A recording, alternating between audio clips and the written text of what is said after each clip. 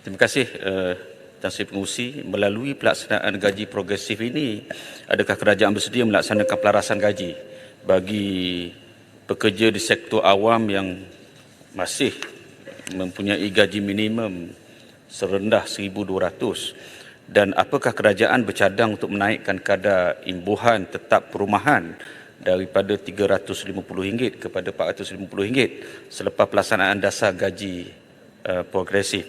Di Malaysia, Kementerian Sumber Manusia menggariskan The Malaysia Standard Classification of Occupation (MASCO) untuk menentukan jenis pekerjaan-pekerja yang memaparkan 5 peringkat pengkelasan dalam MASCO 2020. Tidak semua pekerjaan yang wujud ini mengikut klasifikasi yang ditetapkan oleh MASCO.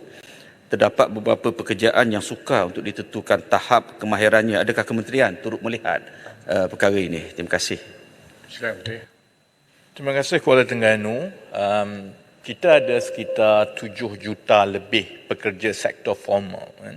9 juta lebih pekerja sektor formal. 1.5 juta itu di dalam sektor awam. Selebihnya itu di dalam sektor swasta.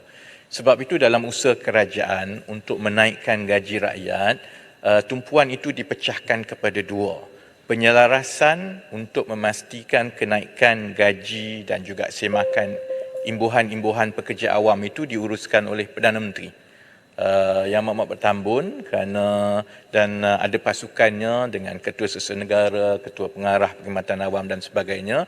Perkara itu adalah kerana ia lebih mudah dibuat kerana ia adalah semakan kerajaan. Cuma ia perlu bergantung kepada kemampuan kerajaan. Untuk pekerja swasta, sebab itu kita perlukan dasar gaji progresif.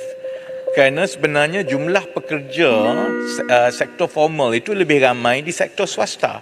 Tapi kalau penyelarasan itu dibuat dari satu masa ke satu masa dan hanya tertumpu kepada sektor awam, itu yang menyebabkan kadar gaji di negara kita ini tidak naik, malah makin menurun. Sebab itu kita lakukan secara bersepadu. Yang di dalam sektor awam itu diuruskan secara dalaman dan memang sedang berjalan perbincangan, dan yang itu sebaiknya Yang Amat Berhormat Perdana Menteri kalau ada keperluan boleh bagi maklum balas.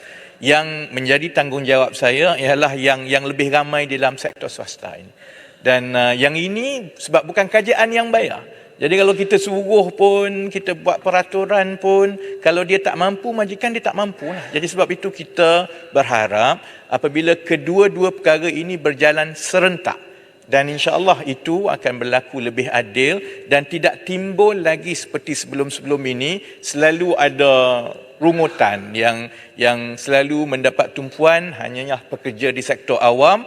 Apa yang kerajaan buat kepada sektor swasta yang kadang-kadang 4-5 tahun tidak ada kenaikan gaji. InsyaAllah dalam tahun 2024 kita akan mula melihat langkah yang bersepadu itu yang akan memberi kelebihan kepada pekerja-pekerja di sektor awam dan juga sektor swasta. Terima kasih.